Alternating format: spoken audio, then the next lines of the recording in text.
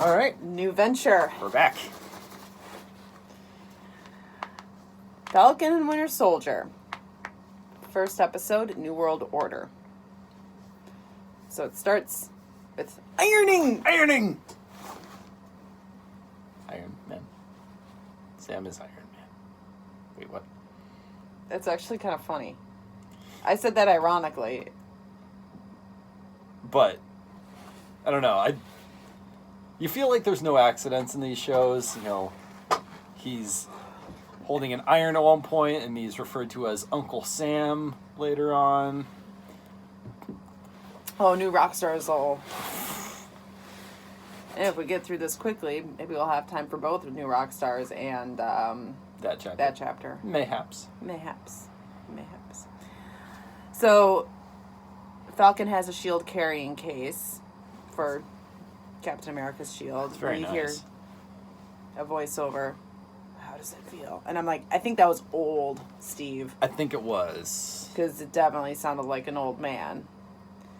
I can't remember if that was an exchange that they had at the end of Endgame.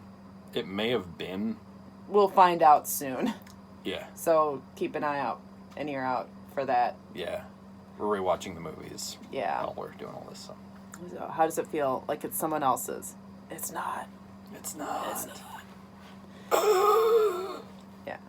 Then we cut to Falcon in combat mode. Yep. He's going in. I didn't hate that scene at all. It was like you had your ironing and your little voiceover thing. He's taking the shield somewhere, and then bam, action. Yeah. Like just cuts right to it. Yeah. It was freaking sweet.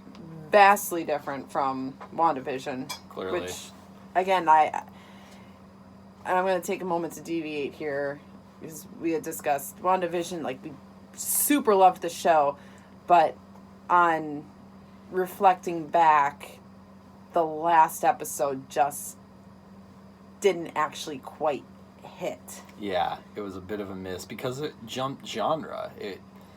They had built this great world and this great, very unique genre of show, and then the last episode was like, and now it's a Marvel movie ending. Ha. Yeah. Action. Haha. Which I have no problem with this show jumping in with the action because it's Falcon and Winter Soldier. It makes total sense. Mm-hmm. But it seems like it's going to be that kind of a show, kind of like a Shield. Yeah. And I feel like they probably blew a huge part of their budget on the pilot, but right. At the same time, these shows are probably funded like movies. I mean, it's Disney. They're not wanting for money. Right. So, anyway, so turns out Falcon is going after this terrorist group called LAF, and he's trying to get this Air Force guy or this military guy that this group. Well, they were trying to protect a jet that was, I don't know if it was transporting, and they had intel that this LAF was trying to kidnap him or what, but they were trying to protect it, and they went in, and Falcon kind of checked on the cockpit and realized they've already hijacked a jet. Right, but they were, like, not killing the one soldier that was in... Oh, LAF? Yeah, LAF wasn't... They were, like, kidnapping him or something. They killed the whole crew except one guy who they were clearly trying to kidnap. Yeah, I don't know why.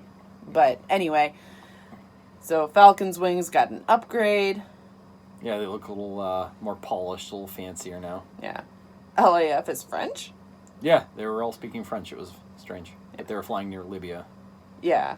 And it was so cool because he couldn't enter Libyan space and 90 seconds and no, we gotta find another way. I just did. And like he rescues the kidnapped guy by like swooping into the helicopter, grabbing him, and then like veering before he gets into Libyan airspace. It was great. And it was like he almost hits helicopter blades at one point. Like, it was just like... Great action sequence. Yeah, it was really good. But so he saves the guy, but he doesn't capture like the main LAF dude. The dude jumps out of the helicopter before it explodes. So, and then they never go back to LAF. So I'm sure that'll be a thing later. I kind of thought that the red hand thing was related to LAF. I mean, maybe, probably, but And that's the thing for me. Shows like this, they throw a lot of stuff like that around, and I get a little confused. So I'm probably going to spend a lot of the time confused. Like, who's that? What? That's why we do this. Yes. So we can jot things down and have words and phrases and terms memorized. Yeah. So we meet this guy Torres, young Air Force soldier, very wet behind the ears. He was communicating with Sam while Sam was running the mission. He's a man on the ground. Man on the ground, yeah. Torres is the one that tells Sam about this Flag Smashers, Red Hand group that preferred the world during the blip. Yeah, Torres spends a lot of time online, as young people are to do, and is hearing a lot of chatter about this group. Yeah, he uses his phone to, like, uncover these red handprints. Yeah, clearly their symbol. Mm-hmm. So they're kind of this extremist group who preferred the world during the blip, which, you know, I guess you get used to a certain way of living and then For everything 5 years. changes. Not saying I identify with the Flag Smashers, but... Right. I like how these shows are constantly going back to the blip. Mm-hmm. I mean, even Spider-Man Far From Home, that was a big part of it, was the blip. So... Makes sense. I mean, if it's all part of the same universe, that's a pretty damn big deal. Yeah. So it'll be interesting when Loki drops. Because... Well, Loki died before. Right. But this was clearly... This was a sort of alternate reality Loki. I'm getting ahead of myself. Yeah, so. we have no idea. Not sure if we trust Torres. He's trying to pump Sam about, information on Steve Rogers. Steve Rogers, there's these conspiracy theories are crazy that, he's watching over us from the moon. And Sam's like, yeah, no, you can ignore that chatter. Yeah, I don't know what the official word is on Steve Rogers. Well, he died. Well, yeah, but... Of old age. Is that what they're telling the American people, that Steve Rogers went back in time and lived out his life for the 80 years and came back to the present time and died as an old man? I guess I don't know. Yeah. That's what I'm saying. Yeah, good point. So then Torres is like, so did you take him to the moon? And Sam was like, and he's like, all right, I gotta go. Gotta get to DC. What's in DC? Moon stuff. Moon stuff. Mm-hmm. But it is kind of funny because of the whole Nick Fury on a space station thing. Ah, yeah. So there's that. That's probably... It's one of those situations where they know something, but they don't know what it is they know. The people know that there's some Avenger shit out in outer space. Nice. Did anyone actually really know Fury? Fury was always well known within the Avengers, but do any of the civilians know about Nick Fury? It's a good question. He's probably kind of a shadow figure where nobody knows that it's probably a name that's whispered about, but nobody knows what his involvement is or what he does or anything. Sure. If I know the internet. So, what it is, though, Sam is giving a speech in D.C. to honor Steve. Took the shield, put it in the Smithsonian. Rhodey's there! So he donates the shield to Smithsonian, and he's told, you did the right thing. I said that I suspected that the shield that Sam gave over was a fake. Rhodey says to Sam, take a walk with me. They're chatting, and Sam's whole thing, his speech was, you know,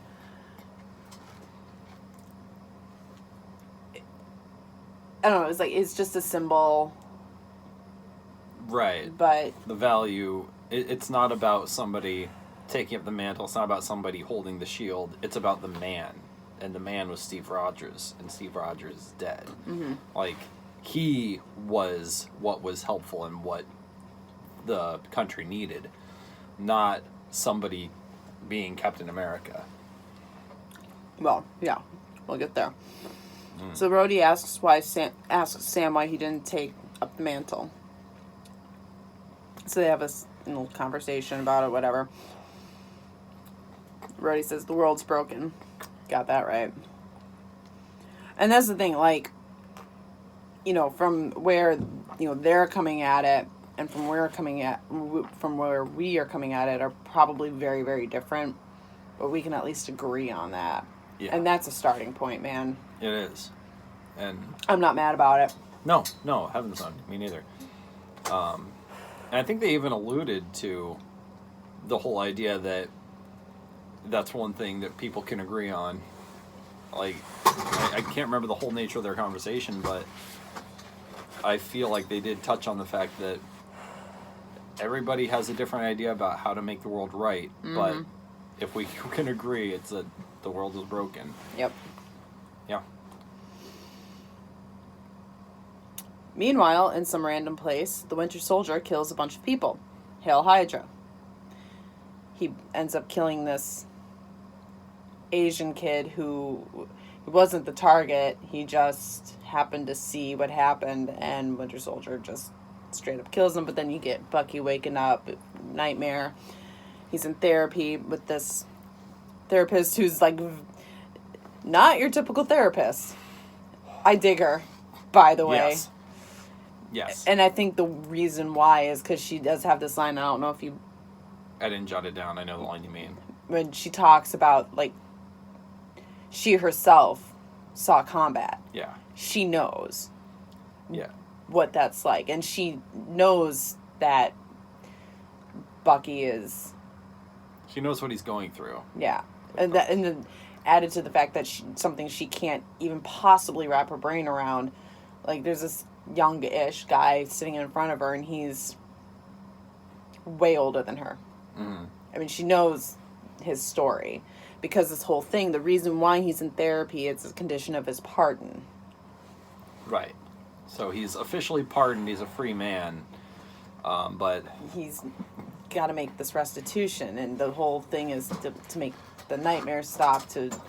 You know, they don't want him to have a relapse and, you know... Which, that's fair if he was, you know, brainwashed, mind-controlled, whatever. Exactly. Which, you know, that's just gotta suck. Like, yeah, you're pardoned, but you gotta do this therapy, which is inevitably going to bring up these memories, but at the same time, that's how you deal with it, but you're in constant fear of, after 90 years of being completely brainwashed. Yeah, and now you're an old man in a youngish body. Youngish, he's got to be about my age. In a young body in this modern world, and you're just like... I mean, he still had a freaking flip phone. And that's like... Because there's no way he could handle a smartphone. He could barely handle a flip phone, probably. It's true. But... So... He's in this therapy session, and he's not really talking. She's like, okay. She gets out the notebook, and he's like, oh, come on. The notebook again. Right. Oh, that's so passive-aggressive. And I love... Because, you know, like, when you remember when you first met Bucky in Captain America, First Avenger, and he was just... He was fun. And he wasn't... cynical. He wasn't cynical. It wasn't a stoic. He was a fun-loving guy. Yeah. With a quick wit and sharp tongue. Yeah. And so that progression is so good. And Sebastian Stan just like... Now, granted, he's had a few years to go from, Bucky to James Buchanan, former Winter Soldier. But the fact that is the same guy, it's that shows great range. And I mean, like I said, he was in the actor, which this past summer I recently realized I had seen him before in Once Upon a Time. He was the Mad Hatter, and he did that fantastically. Like that. Oh, you can trust him. No, he is completely unhinged. Like he can turn it on. Yeah, so it's good. But he talks about, I crossed the name off my list recently. He got a Hydra agent arrested while following the 3 rules. Do nothing illegal. Hurt no one. Tell people he is making an effort to make amends. And it's funny because, the therapist is like walking him through the three rules. What's number 1? Do nothing illegal. What's number 2? Hurt no one. Yeah, that should probably be number 1. He's like, come on, it's an important one. He's like, well, then why isn't it number 1? Which, like... And as they're going through the rules, he's remembering how he got this agent arrested and kind of... I don't know that he didn't do anything illegal, but, Surveillance... Took control of the car. He knows how to toe the line. And he towed the line with all 3. Yeah. As he's walking away, he's like, oh, by the way, I'm supposed to tell you, I'm here to make restitution for the things I've done wrong. And then walks away. But he gets her arrested, too, so. The therapist asks him, what do you want? He said, peace. The therapist says, that is utter bullshit. Bucky said, you're a terrible shrink. The shrink says, you're free. He says, to do what? So then you have Bucky. Turns out he's doing a Nick Miller and hanging out with the old Asian guy. Yep, I'm glad you made that comparison. I had the same thought. Let's face it, Sebastian Stan and Nick Miller, or Jake Johnson, could probably... They could play brothers. Yeah. He's hanging with Mr. Nagashima, who is an epic wingman. Again. Epic. Like yeah. Like Tran. Tran, thank you. Dr. Tran. But then we find out through conversation that the young Asian kid that Bucky had killed, that we saw in his flashback, that the Winter Soldier killed, was Mr. Nagashima's son. Yeah. So and that was one of those realizations where you're just like, yeah. Mr. Nagashima doesn't know it. Right. And that's part of Bucky's restitution. That's his list. He's on the list. He's number 1 on the list. I think he's the only one left on the list. Because we saw a glimpse of his notepad, and I think that's the last one. Made me think of Cap's list. Oh, yeah. When he first met Sam. That's right. Forgot about that. List of things. Oh, man. Anyway. So, yeah, he's trying to make things right with this man whose son he killed. Yeah. And it's interesting that all of a sudden Mr. Nagashima just kind of went into this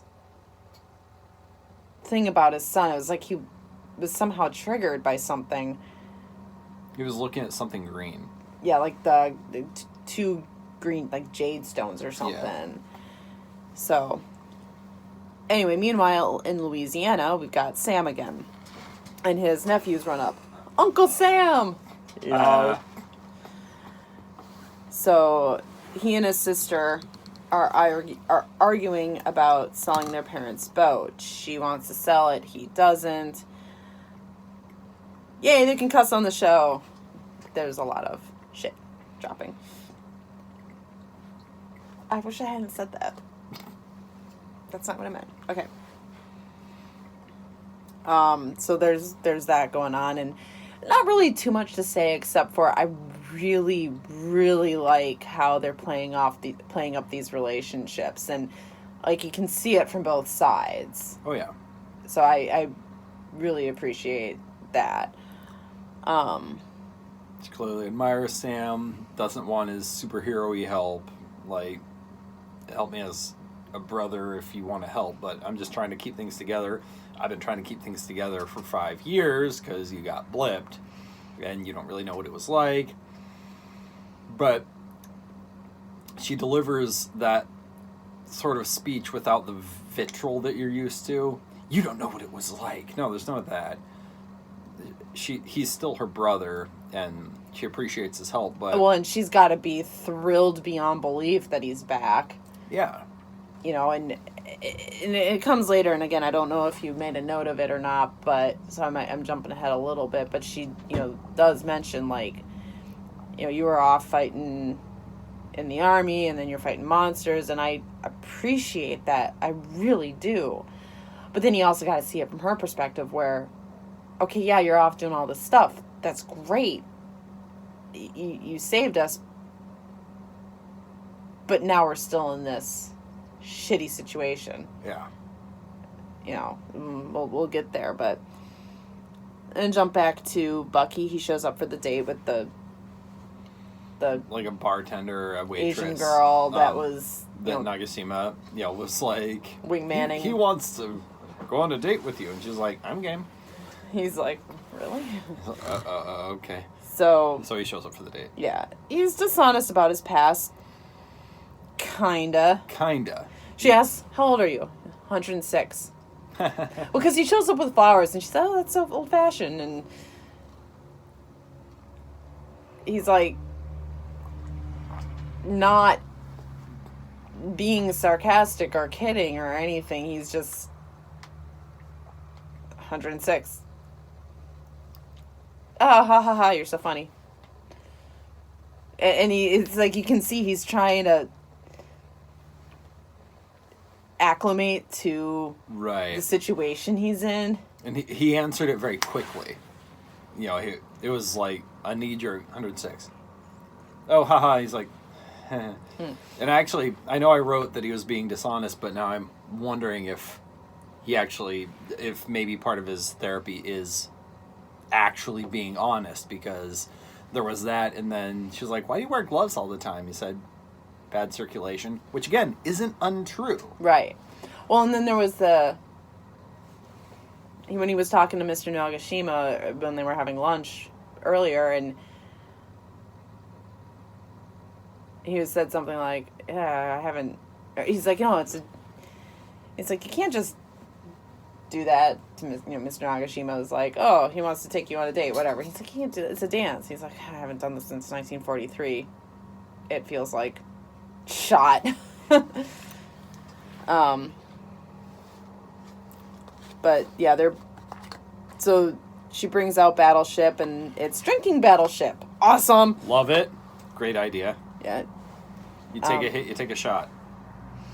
So they're chatting, and tell me about yourself. Siblings, sister. So here's something interesting.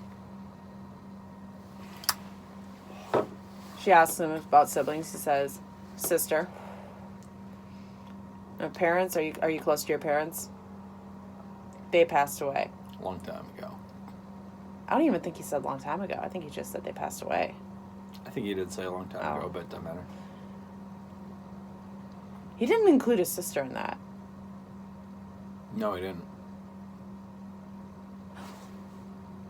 What if the shrink is his sister? No, she's not old enough. She's not old enough, but it kind of makes you wonder, is his sister still alive? I mean, Peggy Carter was alive until very recently in this universe. Like, we don't know how old his sister was, or, like, we don't know how much I'm assuming it was a younger sister. Because the fact that he didn't really include his sister in the you close to your parents? No, they're dead. I mean, the line of questioning didn't necessitate a answer as to her status. Sure. Whereas the questioning about his parents did. Sure. So she could be dead. She could be dead. But I think it's something to note, especially if she was, significantly younger. She could be in her 90s and still be alive. Yeah. So, kind of hope they circle back to that. Interesting. Anyway, so then she starts talking about Mr. Nagashima and the death of his son really messed him up. And of course, this is, triggering Bucky real bad. Triggered. Well, and she gives that beautifully heartbreaking line that you see so much now on Facebook and whatever, social media. But, somebody who loses a spouse is called a widow or a widower. A child who loses their parents they're called orphans. There's no word for someone who loses a child. Yeah. And he's like, I gotta go. Yep. And she's like, are you okay? So he goes to Nakashima's, knocks on the door. He answers the door. Oh, how was your date? It was fine. And he sees the shrine and confirms what we've already suspected, that it was his son. Yep. And he can't do it. Yeah. He's like, I stole you from lunch here. Yeah. And he leaves. Yeah. And Mr. Nakashima has this very interesting look on his face. Mm. And I'm not going to sit here and say that, like, he suspects or he knows. I think eventually, at some point in this show, it's going to come out. And it could go one of two ways. It could go, you, and, like, completely, I hate you sort of thing, and sends Bucky down some kind of a spiral. Or it could be, I always suspected. I always kind of knew, but you're not that person anymore. Mm. I feel like it could go in one of those two directions. And I'm not mad either way. Okay. I mean, there's really no other ways it could go. Right. Like, oh, really? Oh, okay, fine. Yeah. You want to get lunch? Probably not that way. Or, yeah. Back to Sam and his sister. They're looking for a loan. And it's this scene with this banker. He's like, oh, I recognize you. Do play for LSU. And Sam's playing it up. Oh, I knew it. Falcon. Oh, yeah. And, trying to play on his hero status to get the loan. And when it came down to it, as awkward as a conversation as it was, Sam wasn't wrong. He's like, no, we don't get paid for this. Stark didn't give me like any kind of stipend for this. The government doesn't pay me for this. I'm sure he's provided for, but they definitely don't get into like pay. Right. Well, he talks about he has government contracts and everything, but and the banker is like, well, you didn't have any income for 5 years. And I didn't exist for 5 years. And he's like, well, but that's the problem. Yeah. Our hands are tied because so many people are coming back with that same. Right. And it's so where's their stimulus check? Well, and it's implied that the rules have changed because he's like, we got this and that. He's like, yeah, that's how it was before, but ever since then, X, Y, and Z. Like, the banks have had to make adjustments too, obviously. Oh. And he does seem genuine that he's, like, apologetic, but, you know... yeah. He turns them... Predictably, he turns them away. Turns them down. But not before he asks for a selfie with Sam with his arms like this. And he's like, are you serious?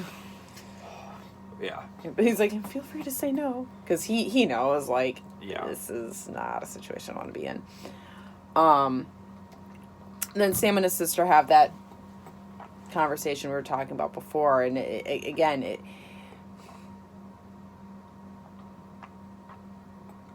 there's no vitriol, but it does almost kind of seem like she's blaming him for not being there. But apparently that goes beyond even the blip. She right. talks about how he joined the military to avoid the stuff that was going on at home. And what that is, we really don't know.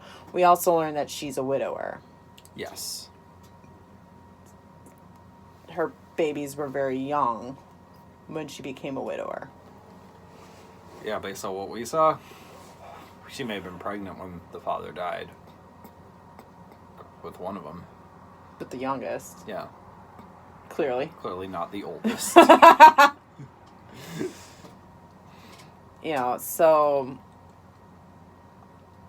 And we don't know the story there. No. But... Meanwhile, in fucking Switzerland... Because we gotta keep jumping around. So Taurus is meeting up with these flag mashers. And the lead guy, he steals money or something. He's super strong. Torres gets his ass kicked. Yeah, Torres rips off... Torres is making like he's one of them. He puts on a mask and everybody's doing this weird coordinated thing where they're looking to steal money. And once the leader comes out with the money, Torres rips off his mask, holds up a gun. He's like, I don't know what the jurisdiction is, but you're under arrest. And the leader just beats the hell out of him. Yeah. So then they get back to the bank, but then Sam gets this text from Torres. Torres sends Sam the flag mashers intel because he had his phone very nicely covertly hidden in his pocket with the video going. And Sam watches all that stuff. And he's FaceTiming with Torres. And it seems like Torres is on the up and up. Mm-hmm. I'm still not 100% convinced because I know how Marvel be. True. But for now, he's okay. But let the record show, I'm skeptical. So he ends this call, and his sister Sarah comes in. Oh, Paul, Darlene, Sam, and Sarah. Like, their names kind of struck me. You know, if I can say it, they're kind of white names. I don't know. Oh. There's this presidential address, and the guy who's talking isn't the president, but he's like maybe Secretary of Defense, maybe, or Secretary of the Press, something. Sure. And his address announces a new Captain America, shield and all. Yeah, some dude comes out in the Captain America getup, holding the Captain America shield, and Sam is just like, Sam, oh shit. Sam and Sarah are watching us kind of like, oh. Especially because they asked Sam to do it, or at least Rhodey did. Yeah. So it seems like he had that option. He's like, no, that's not what this is. Yes. And that new Captain America winks at the camera, and it's just kind of like, ugh. Yeah. So who is it? We said Flag Mashers guy? John Walker. We saw that name flash in the end credits. Yeah. It was like a magazine headline that said new John, Cap, but it said John Walker. Yeah.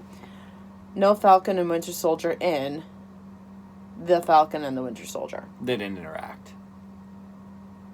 They didn't interact. Yeah, there was no interaction between Sam and Bucky. Two completely separate stories for the pilot. Yeah. So it was interesting. Yeah. Interesting. Some good world building, good relationship building, character development. It seems like they're telling the story the right way. Yeah. They're not just throwing them together and see what happens. Yeah. So I'm looking forward to, because we saw the trailers. We know they have the shield. Oh, yeah. I'm still not convinced that Sam didn't, do a switcheroo. We'll see. We'll see. So yeah. Episode 1 in the books. It's good. Enjoyed it. Looking forward to the next one. Yep, which we won't be able to watch next week Friday or even Saturday. Right. So. And then it's Holy Week. So we might be doubling up post-Easter. That's okay. Yes. So. All right. Bye.